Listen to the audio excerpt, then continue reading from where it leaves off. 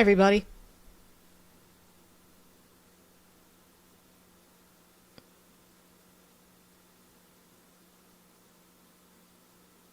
I'm making sure I'm on. I got my phone up, looking at my own live shot, just trying to figure out if I'm live or not. The little buttons moving. Hiya, hiya, ya, ya. Hey, how are you? Hey, how are you? Hey, how are you? I finally. Sure, I'm on. Oh, now I can hear myself. I All got right, I'll my turn it phone. down. I've ordered some headsets, and then they said, "Oh, your headsets have been canceled." And then, because I don't want the big, you know, and rabbit ears. And then it says your order has been canceled. And then I looked today on because I'm having problems with my I had to pay an electrician, and uh, it said that they took money out of my account to pay for the headsets. So I don't know where we are on that. It is Monday, March 2nd. And when I wrote that down on the graphic, I thought, really? It's just the 2nd of March? Because it seems so like it should be like, oh, I don't know, late March already because it's so stressful. So here's what I thought I would do. I watched Trump today and I posted a short. I watched Hegseth and the chairman of the Joint Chiefs of Staff, Dan Kane, and Hegseth's just sickening. So I recorded it, but I didn't pull the sound bite, so I didn't post anything on that. I pulled a bite on from General Kane, but I haven't posted it. I spent most of the day watching Bill and Hillary Clinton and recording it so that I can do live shots on it. And great. Okay, they're just great.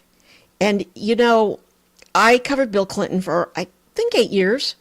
Time blurs together. I traveled with him when he oh, here. I don't know. I think my sound is there because my sound was there earlier, but my mic looked down. I covered Bill Clinton for. Yeah. My mic's there. I don't know. I don't know what's going on with my audio. Anyway, Bill Clinton is a master communicator. I know that Obama is a master orator, but Bill Clinton is a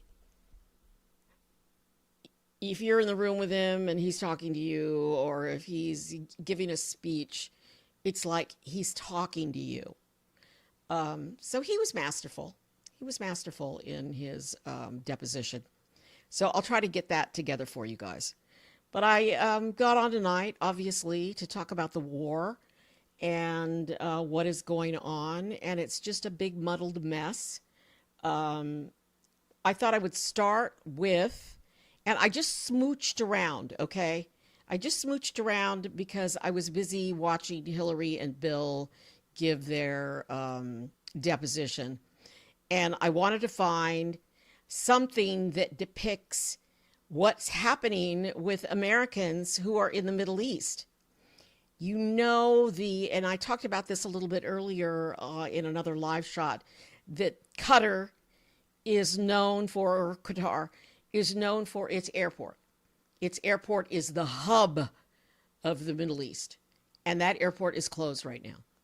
So I looked around and looked at various videos, and I like this one best because they're talking about people being stranded in the Middle East. And I wanted to get someone because the shutdown in the Middle East is in 14 countries.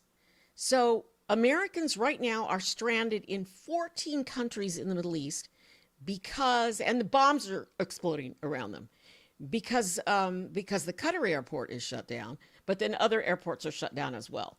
So I'm going to play this, and it's only 3 minutes, but I thought it would just give you an overall look at what is going on. So here we go.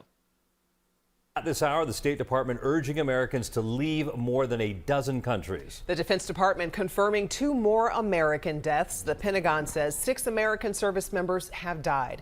At least 18 have been seriously hurt. The Iranian Red Crescent saying hundreds in Iran have died since the strikes began when the United States and Israel attacked Iran. And since the first attack this weekend, strikes have been reported across the Middle East. Iran and its allies targeting Israel and neighboring countries. And President Trump today standing before the media for the first time since this weekend's attacks on Iran, saying the United States projects that the operations will last 4 to 5 weeks, but they could go on much longer. And so many are questioning the decision to attack here. ABC 7 political reporter Craig Wall joining us now with that reaction tonight. Craig? Ravi and Karen, some leading local Democratic leaders expressing concerns about what the attacks on Iran will mean both in the short term and the long term. But the president and the consul general of Israel here in Chicago defending the military action as necessary and timely. The weekend attacks that killed Iran's supreme leader and dozens of other top officials and took out missile locations in various parts of the country, prompting pushback from several Democratic members of Illinois' congressional delegation. The president has got us into another war in the Middle East, the last thing Americans want. This is a violation of the Constitution and probably international law. President Trump today defending Operation Epic Fury as crucial to protecting America and its allies from a threat from Iran, which he called a sinister regime. An Iranian regime armed with long-range missiles and nuclear weapons would be an intolerable threat to the Middle East, but also to the American people. Our country itself would be under threat, and it was very nearly under threat. No one from the administration presented evidence of a pending attack, but the Consul General of Israel, based here in Chicago, says the timing of the joint operation against Iran was critical. We have seen indications that Iran is trying to hide their nuclear enrichment program, their entire nuclear and ballistic missiles program. They're trying to put it deep in the ground, and we had a window of opportunity to act right now. But the strikes on Iran making the possibility of retaliation against Americans at home and abroad a big concern. I'm concerned about the Iranians basically trying to escalate the costs and trying to inflict maximum damage on Americans at this point. And so we're in a moment of high danger across the world. I asked Mayor Johnson if there are any known threats to Chicago. I've been in constant communication with our superintendent and counterintelligence. We're going to remain vigilant and diligent to ensure that the people of our city are safe. All right, that is from Chicago, and I pulled that story because I just liked the overall gist of it, and I wanted to address, and I wanted to go someplace where they can talk about Americans being stranded. And there's, MS Now did an interview with a woman, but it was really boring. It was just her in her hotel room. But she was scared, really scared. So there's that. Wanted to show you what's going on with oil prices, and this is fluctuating. Okay, so you see it's gone way down, but now it's up. It's up to $72. But there are reports that oil prices are going to go up to $200 a barrel. So it would go up from 72 to $200 a barrel. And stock market. This is from the Hill. Stocks fall, oil prices spike after strikes, and then the whole story here is actually really good. This is in The Guardian, and it just talks about the Straits of Hormuz and how it's how much oil, like apparently all the oil from the Middle East comes through there. And I don't know if you saw the bombs going off, but the Pentagon, I'm going to the Pentagon website, and I had problems with my computer last night, and it's a little slow right now, because the guys at the internet place where I get the internet, where I buy the internet, this is not coming up, they said they were doing maintenance because no one's up at 1 a.m. And I said, I was up at 1 a.m. doing a live shot. So here. So thank the Lord that we have a president in charge. Okay, he looked really bad today. I posted a short if you want to take a look at him. He looked really bad today, and he has right here on his neck a big, it might be shingles, but which is maybe where he went.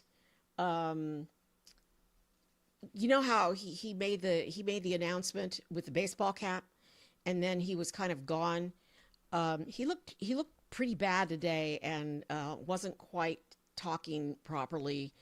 But I posted a short from him. I used the whole 3 minutes of him talking about the war and what is going on. I was trying to show you some some photos of bombs exploding that the Pentagon released. So why didn't we do this a long time ago, my friend? We did do it a long time ago. We have done this a couple of times, like in the last 20 to 30 years, and it doesn't go over very well. So I'm trying to get to the New York Times because there's some really good articles I wanted you to see. So Trump came out today and he did say, one, this could go on 4 weeks, 5 weeks, maybe longer. And then the story that I'm trying to pull up in the New York Times, and it's not coming up because who knows why. I don't ask why. Sometimes the computer just doesn't work. It says that we're sending more troops to the area. So maybe it's because we've got people, on the ships and they need more downtime. I don't know. I don't know if that's why. I don't know if it's for boots on the ground, but nobody seemed to poo-poo, or poo-poo's the right word. Nobody seemed to say, we're not having boots on the ground. First they were saying that, and then now they're not saying that anymore. So that's troublesome. Here is, this came up. This is the BBC. I've been watching BBC, really good live stuff because they're giving, one of their reporters did a really good story on Trump and Trump's, the political side of this, how Trump is making a gamble that this is going to help Republicans in the election, in the upcoming election. So, I don't know if that's why he's doing it, but I wanted to go to the New York Times. It's just I'm going to get out of some stuff.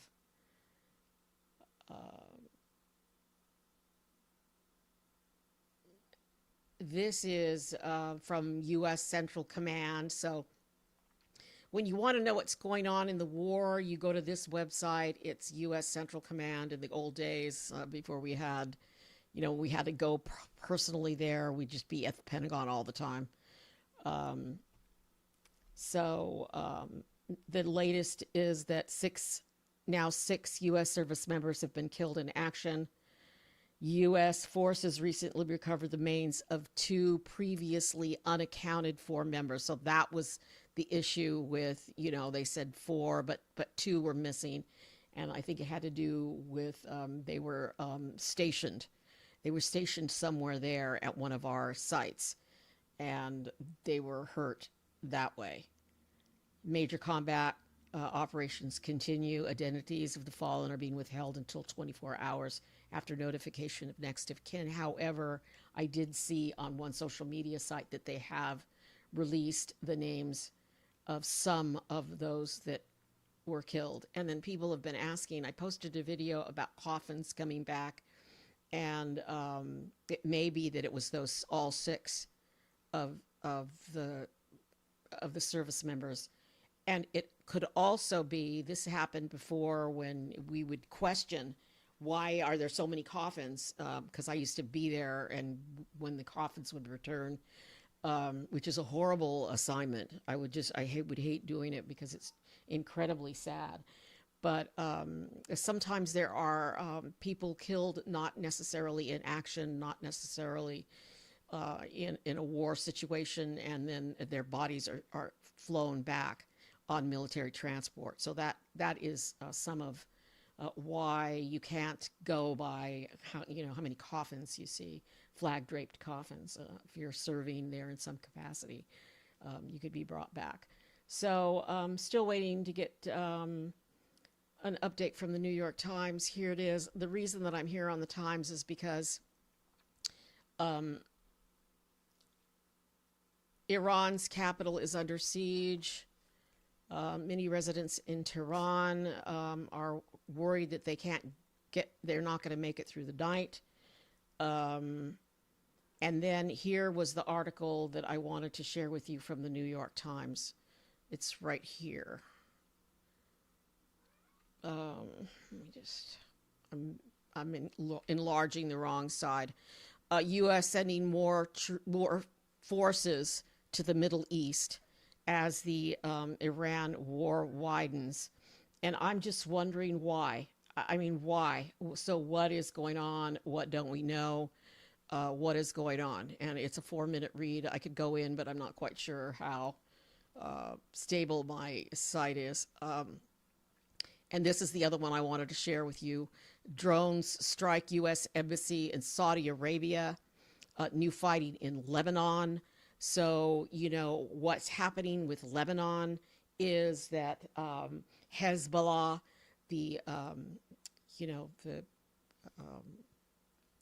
I can't think of the word. They're the terrorist group. Thank you. The terrorist group, they're attacking. And they're attacking Israel. So, and Lebanon saying, it's not us, don't hit us. But, that's what's going on there. Now, the whole situation with why are we doing this and why are we doing it now was addressed today by, I don't know, you guys, I don't know if crazy is the right word. I don't think crazy is a good word. But he was so too much caffeine, bouncing off the wall, and he was using a lot of. I watched a lot of military war movies. I mean, I don't know, it's because my dad, my dad and I would sit. I mean, I'd watch the ball game with him and learn how to keep score. I mean, I loved watching ball games with my dad because he always had something funny to say. I watched a lot of war movies with my dad. Pete Hegseth today was just using every war movie metaphor you could think of, and it was just inappropriate. It was not appropriate. I mean, get a grip, dude. Just get a grip. You're not on TV. And then what was really striking was then we have General Kane, who, I was determined I wasn't going to like General Kane. I just love him. I think he's great. He's there all starched, standing up straight, and he talks, and it's like, whoa, baby. I mean, thank God. Thank God for General Kane. So anyway, so they've kind of changed now their messaging. So the message today, remember before it was the regime change? Remember Trump said, we want to get rid of the regime, and he was speaking directly to people in Iran, Iranians, please take to the streets and, overthrow the regime. Now they've changed that. Now the talking point is we want to wipe out all their, not nuclear weapons so much, but long range and even short range. They want to deplete their weapons stock. So, I mean, they didn't say it in that way, but, I'm being a nerd and saying it that way. So, and we just have so much, there's so much going on here. It's unbelievable. I mean, U.S. flagged oil tanker in Bahrain is attacked, killing a shipyard worker. This is airstrikes. This right here that the that the New York Times has. This was a police station, so they killed everybody there. Then the next article here. I mean, I'm still want to click in here and read this article about why are we sending more troops. So we had Trump talking, we had Hegseth talking, we had Kane talking, who was pretty good. But I did pull the Rubio bite. Now, Rubio says that we're doing this because we want to, wipe out their weapons. But, and I will say, just as an aside, he had the dry mouth again. Something's going on with Rubio. He was licking his lips. I mean, I've never done drugs myself because I come from a family that has been hurt tremendously by drugs. And so I just don't even want to take Advil or aspirin. But he really seems to be tweaking, allegedly. And today it was no exception. He had the real bad dry mouth and really seemed so high-strung and nervous. But stand by. Here comes the Rubio bite, and I think I've got it here. And I think when I click on here, because I have it in another, I have it as another scene. I think it should come up, right? I'll click on it and hopefully it plays. Okay, so here's his reasoning. If you guys got it, his reasoning is Israel was going to attack, so we had to attack too. I'm waiting to see if. Okay, I'm waiting to make sure my audio's up because I'm just technically challenged. So his reasoning is Israel was going to do it. So we had to do it too. Because if we let Israel do it, then Iran would attack us, and then everyone would be saying, why did you let them attack us? So it's like, my grandson said he hit my granddaughter because she was going to hit him first. Because she looked like she was going to hit him. So he just went ahead and hit her because, preemptive strike. And I just tell him, could you just wait until she hits you? First of all, you're stronger than her. And you're going to hurt her a lot more than she hurts you. But it's a stupid, as my father would say, it's a stupid reason for going to war. We give Israel their bombs. We pay Israel all this money. Why are we letting Israel determine what we do? It's just, I don't know. It's just, I just think they don't know what they're doing. Now, of all the people that I pulled sound bites today from, all the people that I listened to so that I could come to you and give you some good information that you can use. Rubio was the best. He sounded the most convincing, even though something's wrong with him. He's got dry mouth. Trump's got dry mouth too.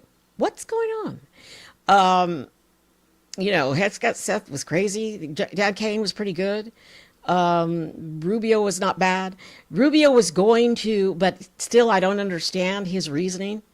And I don't understand how they're changing every day why they're doing this. How did you get so old being so stupid? Don't be insulting. I don't want to have to block you. I would like you to just give me a heart, okay? And just give me a heart for being as smart as I am. And I know people don't like smart women because we're obnoxious when we're smart. But that's okay. That's okay, Larry, FS89. You can say that if you want. I think war is stupid. I believe in what Sun Tzu said. The first person to pick up a gun is the first person who's lost the war. Yeah, but I've covered wars. I've covered some of these wars, and they didn't end well. I mean, George Bush has done this. Others have done this. We've done it, and not good. So I'm not gonna get into it because I want to show you guys some stuff. So yeah, here's another one from the New York Times. Trump embraces military power after years of caution. Okay, so I've got a question for y'all. Why is he doing this? You tell me. Why is he has bombed more countries in just the last year than, well, I have to look it up. See, I'm not going to say it without looking it up, but I heard that statistic today, that he has bombed more countries than anybody else since whenever. And why is he doing this? So he promised no war. He promised many times that he wasn't going to get us into a war with Iran. Specifically, he said it. Specifically, he said Iran. We did have a strong agreement with Iran that I think Obama did. Trump tore it up because he's jealous of Obama, because Obama got the Nobel Peace Prize and he hasn't, and he's never going to get it. So he's jealous. So he does a lot of things because he's jealous, because he's a little child. So he tore up that agreement, and then they started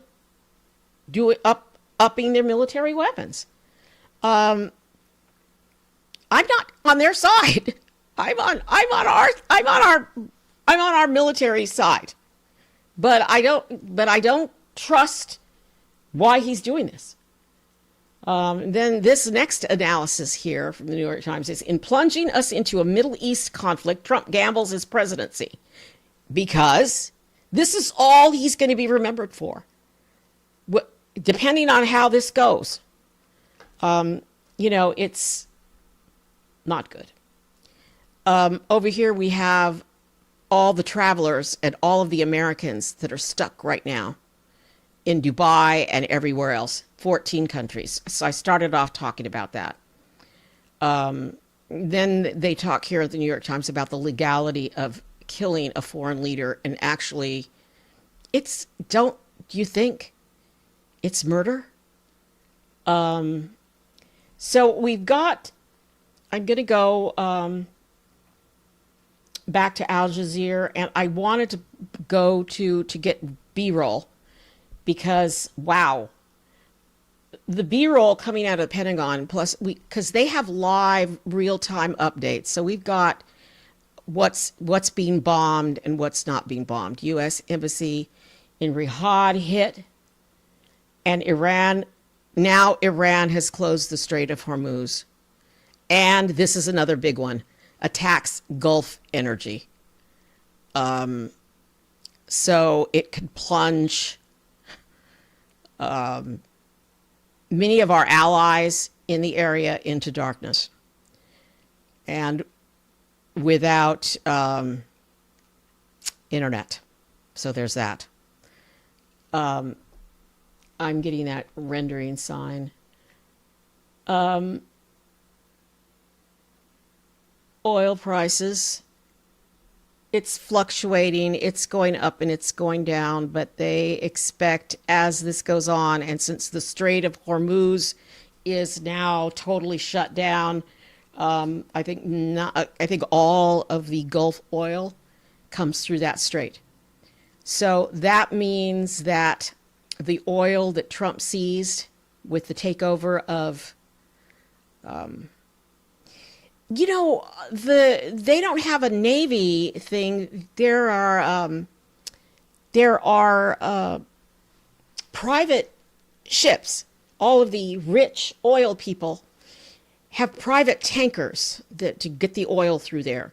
And I read an article about this, that the insurance companies that insure all of those ships has cut off all insurance now. So all the, the rich countries that produce that oil. Wow, this is.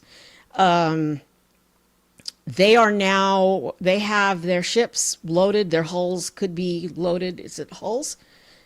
They're not their hulls. Anyway, the stuff where they hold everything. They're uninsured. So there's that. And then Trump said today about the Navy that we've bombed all of Iran's ships. But I've heard that's not true, according to Black Man Spy that I listen to first thing every morning because he has lived there and knows about it. So that's what's going on there. Here is, speaking of which, here we are. Just happened to be talking about this. Iran makes new threat to Gulf shipping as U.S. says, okay, this is what the Orange Walrus said today. Here he is. And I want to know why he's saying that. You know, Pete Hegseth said, somebody asked him about something, you know, how long is this going to last or something? And Pete Hegseth looked at her and he said, you think I would tell you? Because all these dudes try to insult people the way Trump insults people, but it doesn't work for them. Not that I think Trump's insults work. I think he's nasty. He's a nasty person. But then Hegseth says that at the morning Pentagon briefing, and then Trump comes out just a few minutes later and says, hardest hits are still coming. So he's warned Iran. And of course, you know, I don't know what that means. Anybody know what that means? I don't know what that means. So, yeah. I'm looking for the live feed from the BBC. The BBC had a great report on, and I hope that it comes on again so that you guys can see it about Trump and what this is doing for Trump and what this is doing to Trump and how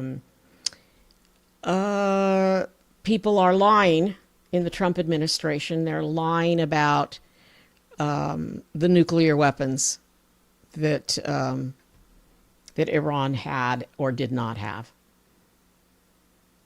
An Iranian official, here's this one, will set fire to any ships trying to pass through the Strait of Hormuz, a critical oil and gas route, as conflict rages in the Middle East.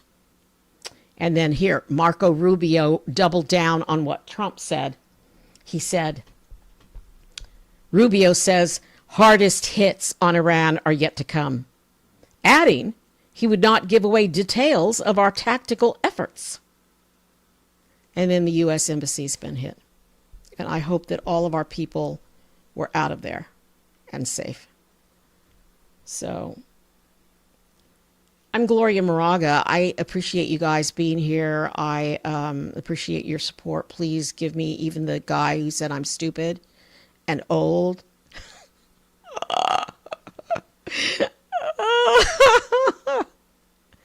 I mean,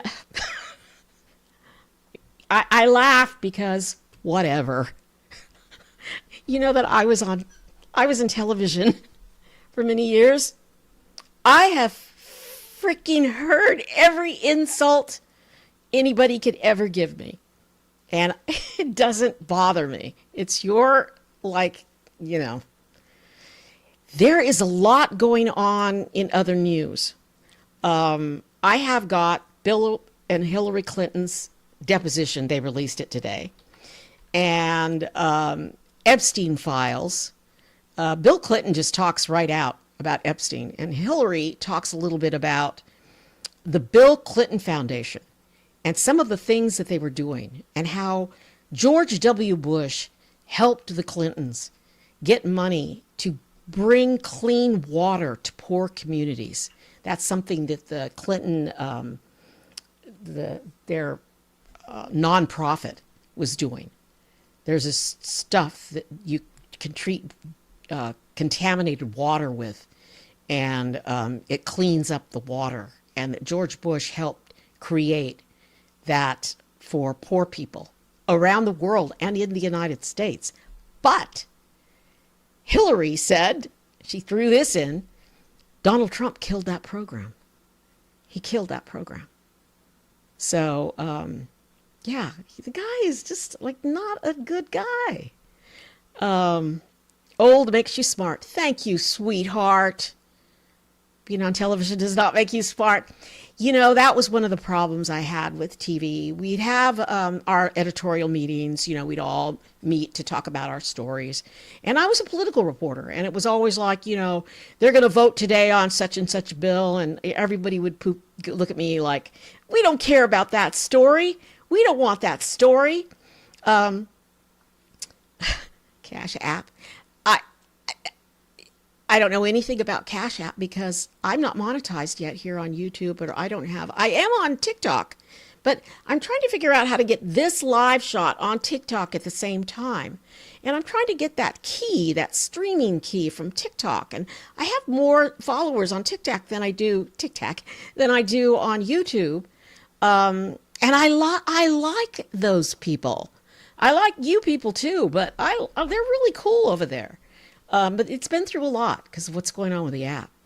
But anyway, yeah, TV, I always got into trouble because, you know, people would say, well, you know, and we'd be pitching our stories, and I'd pitch, well, I'm going to be traveling with the governor today, and he's going to go such and such. And it's like, oh, we don't care about that story. We don't want anything on the governor. And then somebody else would come up with, well, it's snowing, and I'm going to go to the snow. And it's like, yay, we're going to go to the snow and get a snow live shot. And it's like, what? Why do you even think a snow live shot is not news? It is just not news. So, yeah, Peach Cheek Media, I'm on OBS right now. And I'm trying to do Substack as well, but then if you do Substack, you have to go through there. You can't go through YouTube. And I'm concentrating on my YouTube channel right now because this is important. Because I want to get more subscribers going into the election cycle. But, you know, it just seems odd to me. And I'm not in any way denigrating what's going on. I'm not. I've covered wars, and I've covered dead soldiers coming home. And I'm serious about my support for the military. And because many of my family members are the military, my dad included. Why is there so much chaos constantly with Trump? Why did we have to do this right now? We did not have to do this right now. And the other thing is, they were coming to the table to negotiate. And I don't trust them in the negotiation process because that little skinny dude, Trump's son-in-law, you know, they're building all kinds of hotels there. And I don't trust these billionaires. And here's why. I mean, I have interviewed rich people, and I'm not saying I hate all rich people, but I don't trust these dudes. You know why? They're greedy. They're so greedy. I mean, at least you've got some millionaires, some billionaires that, like Melinda Gates, that care about poor children or care about something besides just getting their wife bigger breasts. And so it's just wrong. It's wrong. Because here's the thing.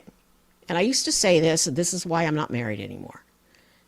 No matter what happens, we're all going to die.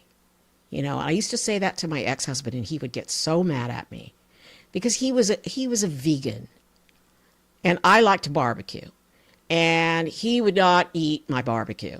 That's how it first starts going, the marriage starts going down the drain, when they don't eat what you prepare. And I would look at him and I would say, you know, he would say, does this gravy have any meat products? And it's like, Jeff, come on, man. You know, on Thanksgiving, I'd have to have like a whole vegan meal for him. And I would say, no matter what you eat today, you're still going to die.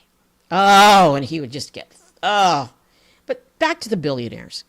They are hurting our country. They are hurting our country right now.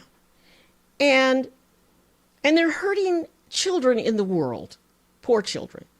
And, this ICE stuff, we cut funding for poor children's Meals on Wheels, older people's Meals on Wheels, and children's school lunch programs so we could give billionaires more money.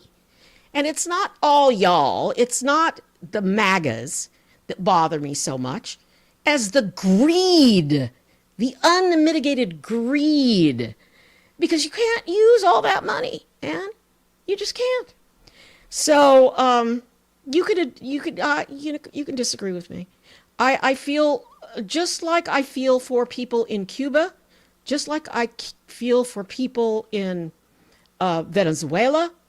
I feel for people horribly in Gaza and in Iran for what that, those evil people were doing to them. I feel for them horribly. But we have limited resources right now. We have limited resources, period.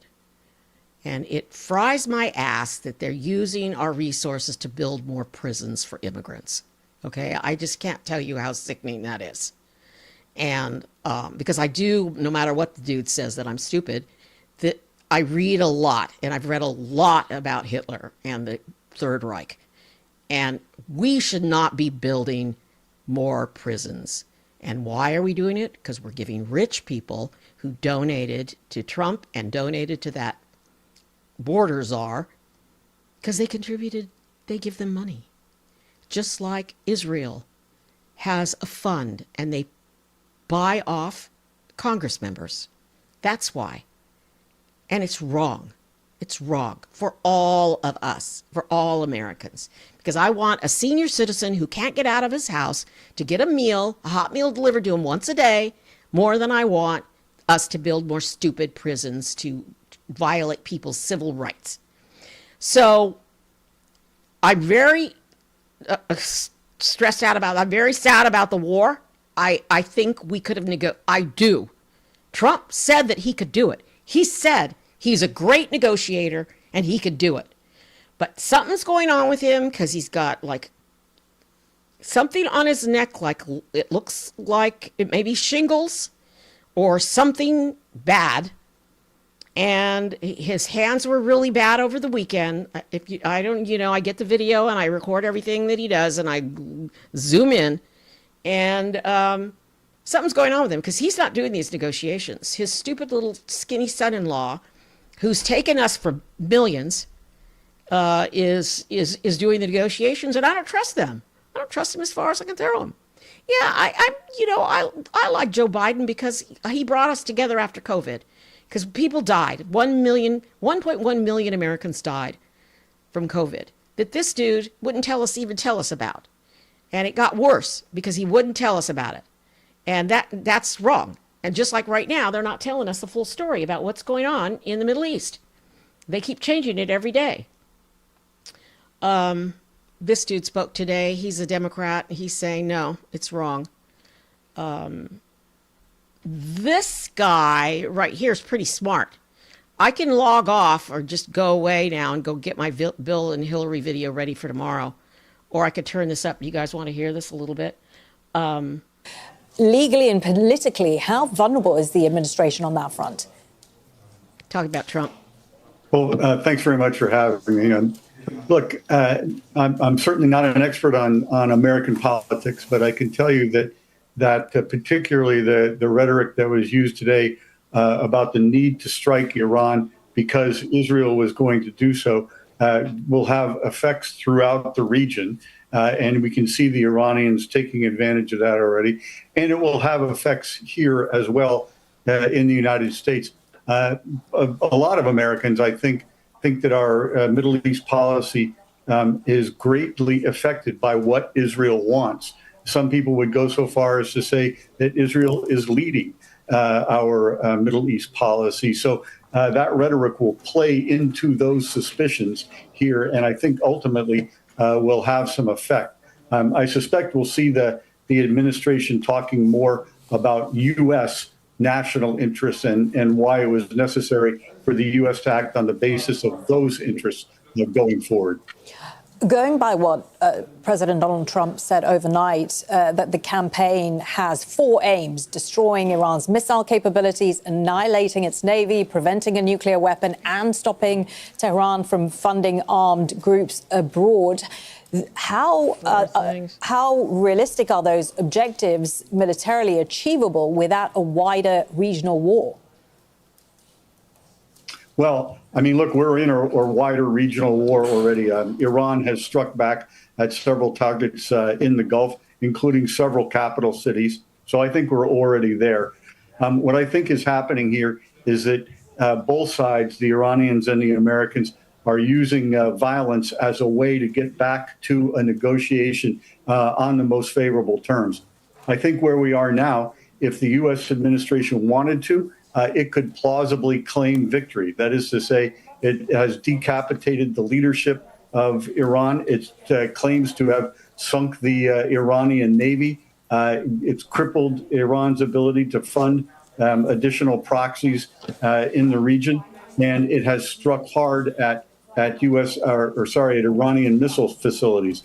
They could do more on the missiles, but getting to the point now, actually, where if the administration wanted to do so, and if political calculations required it to do so, it could plausibly claim victory and head back to the negotiating table. But on the other hand, we hear that President Trump is prepared to continue for weeks. And on the negotiating table point, I mean, realistically, given what we've been hearing from the Iranian side and the lack of trust, and we can't blame them for that with the U.S. administration when it comes to diplomacy, how realistic is it that we can get back to negotiating? Oh, I think it's very realistic, actually. A lot of wars, most wars, end with some kind of negotiation, and I think we will be there now. This is not a war that will result in the United States driving on Tehran and actually conquering it. We've seen that a few times in the region recently, but the U.S. force is not configured to do that, which means that the only solution is some form of negotiation. So I think we'll get there sooner or later. Both sides are using violence as a message, as I said earlier, and also talking tough, but I think with a view to getting back to a negotiation on the best possible basis. We've seen already in the space of a few days, 6 U.S. service members killed in the region, I believe 18 seriously wounded. This is according to figures from U.S. Central Command. How much domestic pressure does this place, this sort of damage place on the U.S. president, especially if casualties continue to rise? So I think the administration has some time and has some space. 6 casualties is already a lot. Obviously, that means that there are 6 families which are facing the worst possible nightmare. But I think that the number is not so great that it will yet have political effects. Obviously, we are only ever one strike away from a catastrophe, right? A very large-scale casualty event, and something on that order could have grave political effects very quickly. But I don't think we're there yet, and I think the president still has some scope in the United States to continue the war for as long as he deems necessary. Back home in the U.S., we know the Democrats are clearly unhappy with where things are going. They're moving under the War Powers Resolution to try and force a vote on this war within a week. But I want to ask about the Republican side, and within parts of the Republican base, there have always been these accusations against these forever wars. What is your sense of how loud those voices are now within the Republican side and those MAGA voices?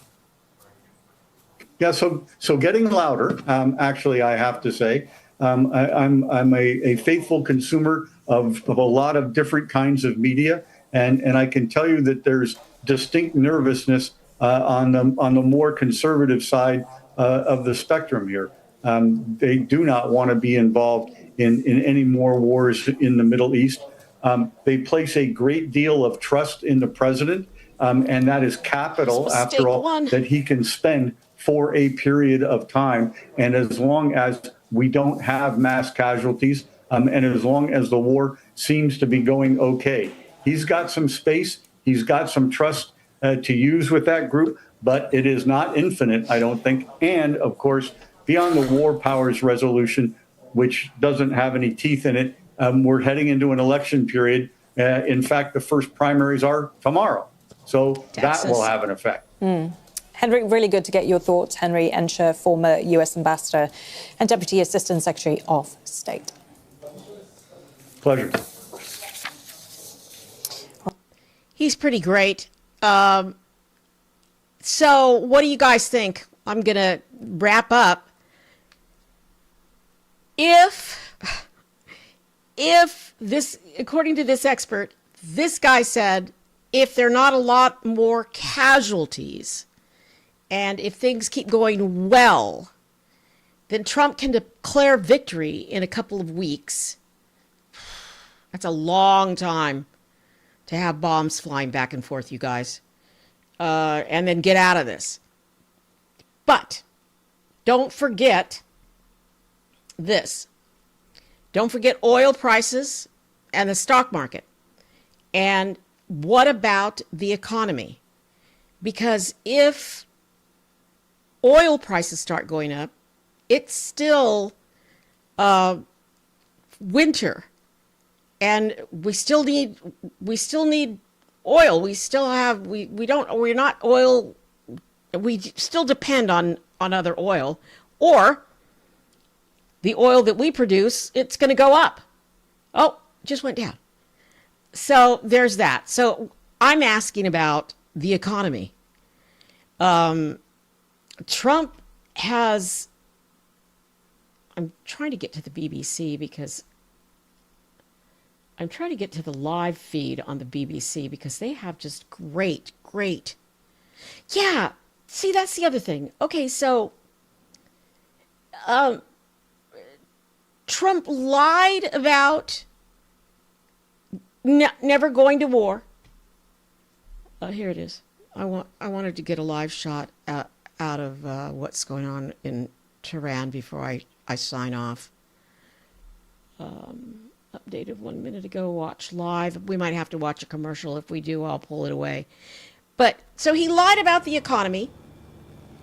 You know, he was going to fix the economy on day one. He did not do that. It's horrible. I don't know about you guys, but you know, I like to eat stuff.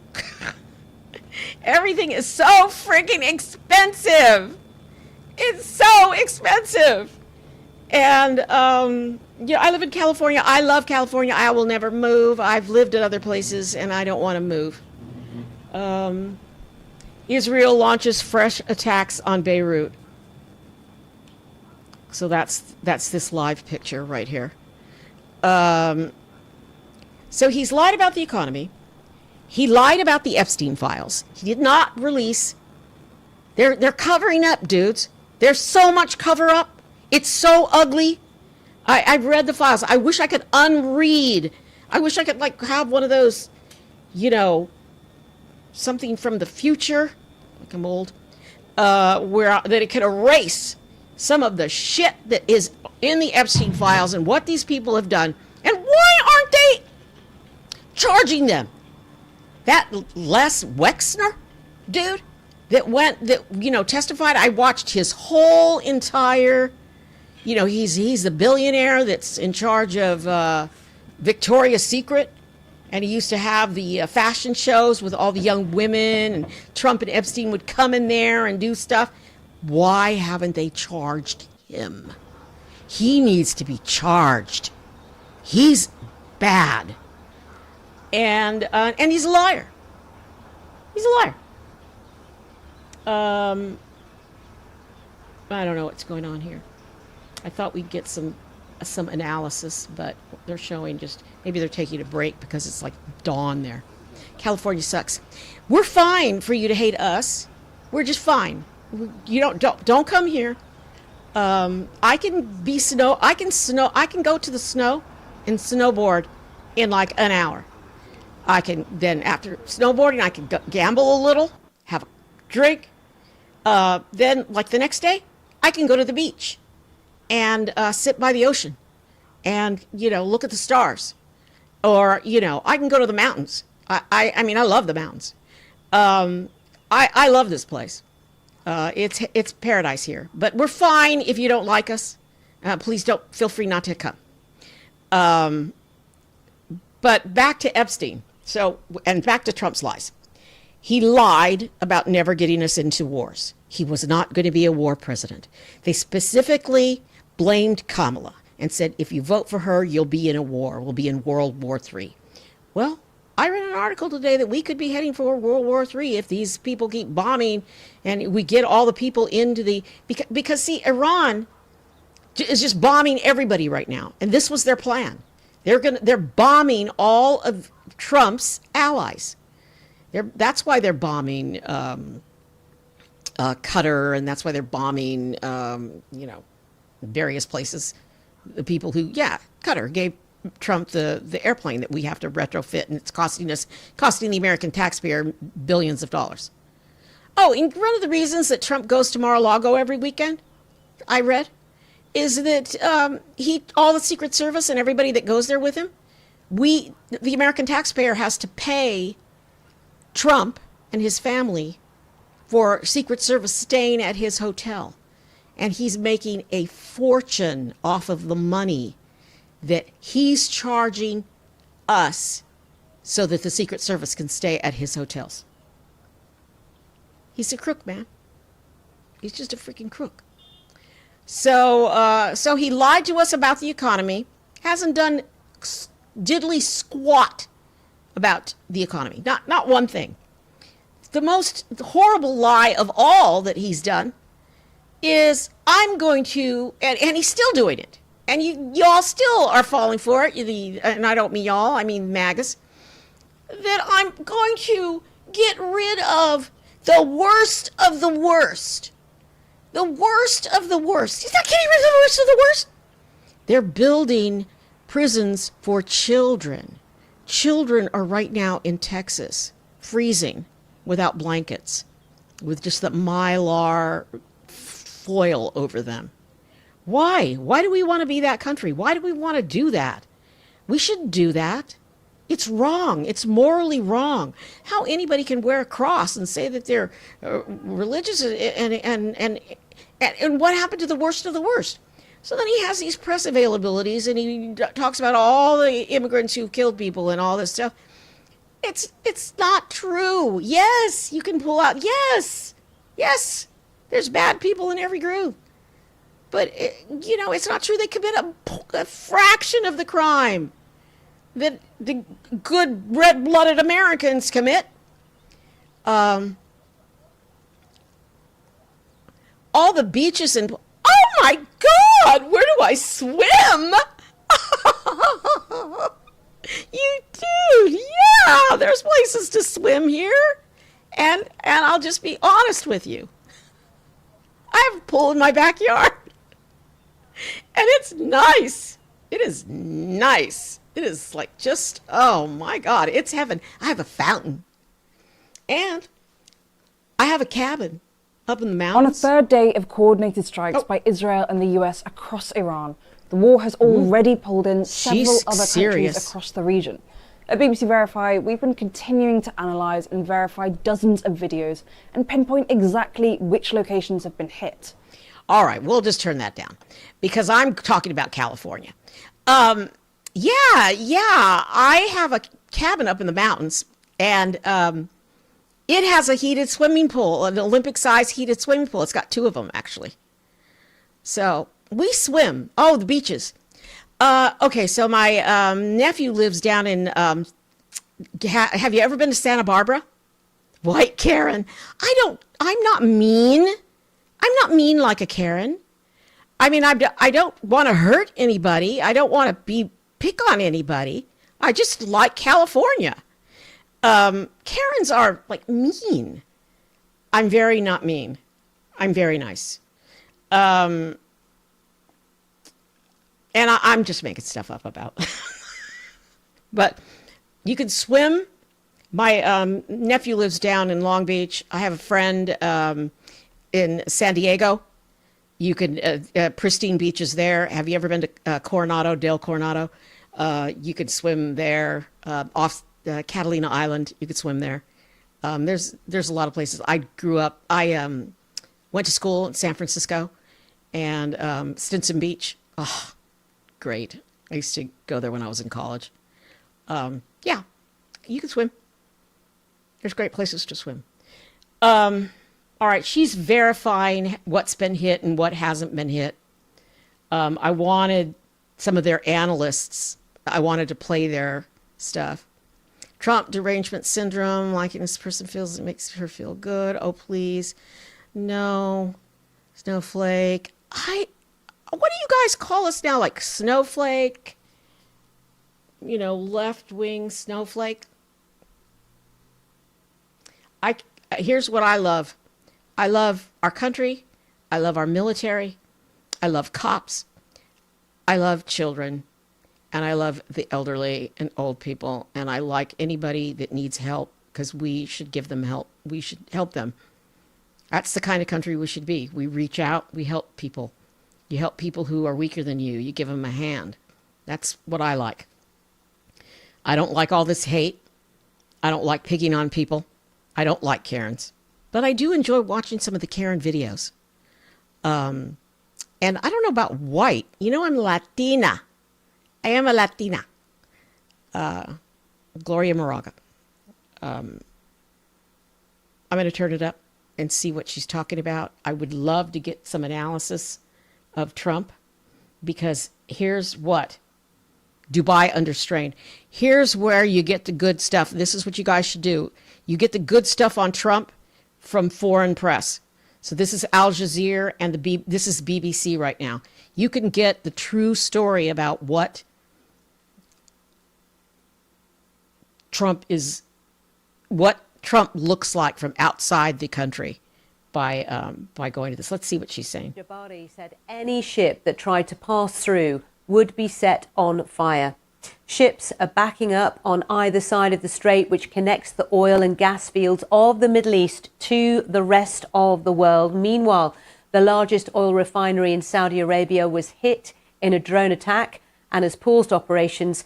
And Qatar has shut down its liquefied natural gas production completely after it says it was targeted. Our economics editor, Faisal Islam, has been looking closely at how supplies are being affected by the hostilities and the possible impact on the price of energy. Oil tankers ablaze. The biggest oil facility in the world in Saudi Arabia targeted and closed. These satellite images showing the extent of the attack. And so too the biggest gas export facility in neighbouring Qatar.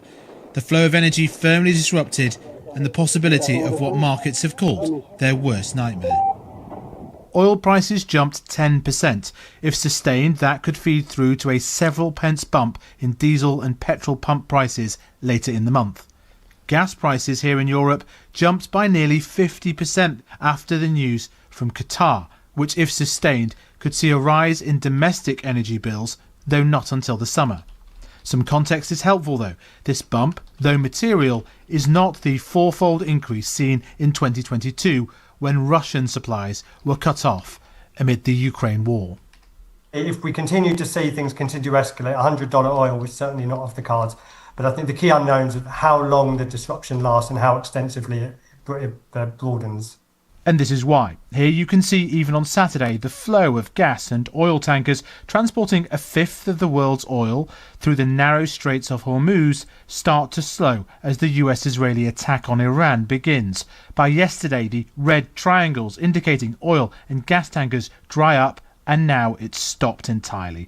And there are dozens of these essential energy transports at anchor, the red circles here, in the open Gulf, too scared to cross the 24-mile straits between Oman and Iran. Energy supply to Europe is not disrupted so far, but the price we pay for our fuel and energy seems likely to rise. Faisal Islam, BBC News. Let's unpack this with energy analyst Dr. Carol Knackley, Chief Executive at Crystal Energy. Good to talk to you. Now, in the last 24 hours, it would seem the threat from Iran on any vessels going through the Strait of Hormuz has been really upped.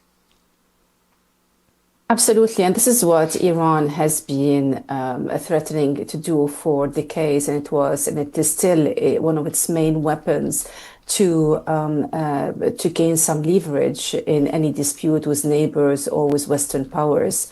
And it is acting on its threat. And now, what does that mean for oil and gas supplies? Of course, that may cause a major disruption because we have more than 20% of global oil trade goes through that strait, and more than 20% of global liquefied natural gas, LNG, also goes through that strait.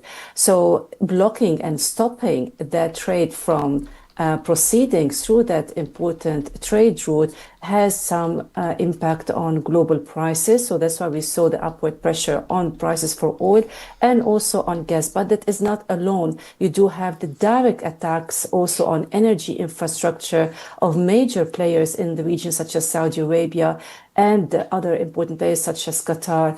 That by itself is another threat, which is perhaps equally important as blocking the Strait of Hormuz. And do you think, from Iran's point of view, this is one of its most powerful weapons?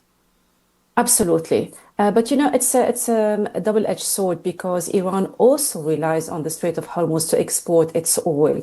So while at the moment they are using that to gain some leverage and then power and influence, perhaps trying to a way to make powers such as the US and the Israelis to rethink their actions. But actually, the Iranians, in the longer term, the longer this lasts, the more the Iranian economy is going to suffer, and the Iranian government is going to be deprived from an important source of revenue. Also, Carol, so it's definitely I wonder, something that they are using. Yes. I also wonder how this will play out in the geopolitics, in the sense that President Trump is supposed to be headed to China to meet with President Xi in April. China and many Asian economies is where a lot of this oil and gas is headed. China buys cheap Iranian oil. I mean, this puts China under a lot of economic pressure, doesn't it? I wouldn't say economic pressure because, definitely you're absolutely right that Chinese are almost the exclusive buyer of all the Iranian oil, the sanctioned oil, as they were an important buyer of the sanctioned Venezuelan oil, and they're also an important buyer of the sanctioned Russian oil. So definitely depriving the Chinese from the access to these barrels can cause some discomfort. I'm not going to say serious trouble because the Chinese have alternatives, but also oil price, despite this crisis and despite the upward pressure, are not really that elevated. So the Chinese are not going to suffer that much from the current developments in the Middle East. Dr. Carol Nackley, thank you for your time this morning. I mean, there are so many implications. The impact of the conflict on energy prices is causing concerns for governments, for central banks around the world, who fear a new wave of cost of living pressures. The US, despite being largely self-sufficient in energy, would not be immune to higher global oil prices, which would push inflation higher.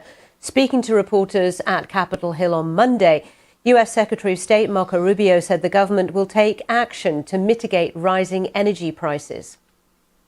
Obviously, markets are going to be reacting to news about what's happening. And again, a reminder, think about it, okay? This terroristic regime, led by radical clerics, has the ability, potentially, to shut off 20% of global energy. That's the kind of leverage they have because of their Navy. We're going to destroy their Navy. But there is a plan in place. We anticipated this could be an issue, and Secretary Wright and Besson will begin to roll out those steps starting tomorrow to mitigate against the impact that could have. Let's talk to Terry Haynes, founder of Pangea Policy, a Washington-based consultancy that advises Wall Street and US policy decisions. Good to speak to you again, Terry. So what are your thoughts on the risks for the US? Generally speaking, Sally, I think the risks for the U.S. are really twofold. One is that the United States will be involved in a longer conflict than it has been in quite some time, even though the president and the administration say that they intend to, not be involved in a kind of forever war or a situation where there's no end in sight. They have very limited objectives, specific objectives dealing with the degradation and the destroying of the nuclear program and military support and the like that will take some weeks. The domestic, I think, will have some inflationary shocks and some price shocks, as you suggest. But I think those are probably going to be limited in time as a result of the limitations that exist in the military operation. And so therefore, what are you advising your clients who have investments, worldwide? But of course, Wall Street is going to react to all of this. So far, what's your thoughts on that? Well, so far, let me take it this way. So far, you've seen Wall Street be very resilient. Trading today after an initial down ended up kind of mitigating itself. But what I've been telling people since Saturday is, you're going to have to take a look at the entire month of March and assume that you'll see the unexpected, that you'll see volatility, that you'll see price difference, and you'll see a situation where it's not so much a war scenario or a war problem. It's kind of a choke point problem plus an inflation problem. So I think the bad news is that you look at that as a 4-week or so problem. The good news is that, to the extent this is good news, is that Iran triggering a Strait of Hormuz strategy already seems to indicate that we're getting a little bit closer to the end game than people thought we might just a couple of days ago. Okay. Terry, it's a fast-moving situation, and I know we'll talk to you again soon. Thanks again for your time. Terry Haynes there from Pangea Policy. Well, let's talk you through what's going on at the moment in Asia. The trading day is underway following Monday's sell-off on global markets, the Nikkei. All right. I don't think that, if you live in Texas and you say that the tankers are in Texas, then I will defer to you. But I was pretty sure they were, I remember Trump saying this. I remember Marco Rubio saying this is brilliant because now we don't have to refine the crappy oil. We're going to have them do it, and then that money will go to the Venezuelan people. But if you are there and you know this, then, I won't argue with you. But I'm going to, as soon as I get off the air here, as soon as I finish this live. So we heard Marco Rubio there. Final update, explosions rock southern Beirut, and now U.S. citizens are also urged to leave Lebanon immediately.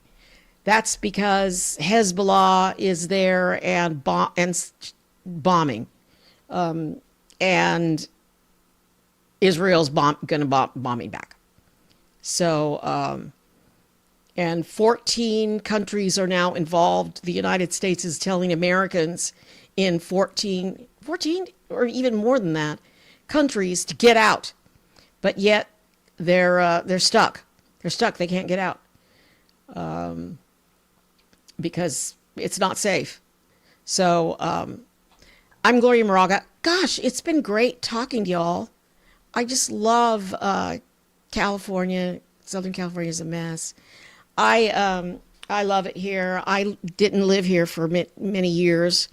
I adopted Washington, D.C. as my second home, but my family lives here, and I happy I came back in my old age.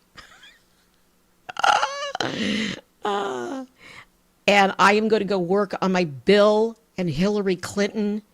The depositions are great. They're brilliant. Hillary just, it was like, okay, it was really stupid of Republicans to call Hillary in. She just mopped the floor with them, and she didn't know anything. And she was, everybody needs to leave her alone. I'm stalling here because I'm getting hearts, and I'm just happy that I'm getting some hearts. Bill Clinton is a master communicator, and he was great. And they're, say whatever you want about them. They're really good people who care about, poor people. Unlike some people now who are in power who don't give a damn about poor people. I been watching them ship in tankers from Venezuela since Maduro got taken out. We've got new bridge up. We'll see small jump, nothing like we had under Biden. I'm glad, Joe. I'm glad that that if that's true, I'm going to go look it up as soon as I get off, and read up on it, because I remember thinking we'll never see that oil, and we'll never get that money, and I'm not us, the people of Venezuela will never get that money, because they took out Maduro, but they've still got his henchmen are all still in power there. So things are, and people there feel betrayed, because I thought we were going to get a new regime, but no, we still have the old regime. They're still there in place. And apparently that's what Trump wanted to do in Iran. He wanted to have they had people in mind that were in the current regime, but they killed him. And Trump, has a blabbermouth, and he blabbermouthed that all around. So I don't think he cares about us. I don't think he cares about anything. I don't think he cares about anybody. He's a sociopath, and he cares about money and himself. But if you're right about the tankers, and I hope the money or whatever is going to go back to where it belongs, because it's not ours. We can't just do this and get money and steal money from people that's not ours. So I'm Gloria Moraga. I'm here to encourage everybody to get prepared to vote.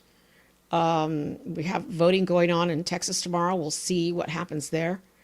And I'm here to encourage to gear up and be ready, and make sure that you are registered, and make sure that you have all your documentation, especially if you're a woman, because if you took your husband's name, you're going to have to get your birth certificate and all of that stuff to make sure you have a valid ID. So in California, we have real ID, and it was required by law to get. So I had to take my birth certificate and my marriage license, my stamped, official seal marriage license. And I said to the guy, I'm divorced. And he said, we don't care. We just want a documentation of your married name, that was on legal papers, and your maiden name, so that's going to be on your marriage certificate. No, we're great people. And you know what, my friend Tom, we have many, many, many right-wingers here in California. You may not think that's true, but we do. In fact, Bakersfield, where the former speaker was from, that's very, very conservative. Orange County, some of the great swimming down there, great beaches, very, very conservative. I really liked, there was a state lawmaker, I used to cover state politics, Jim Brulte.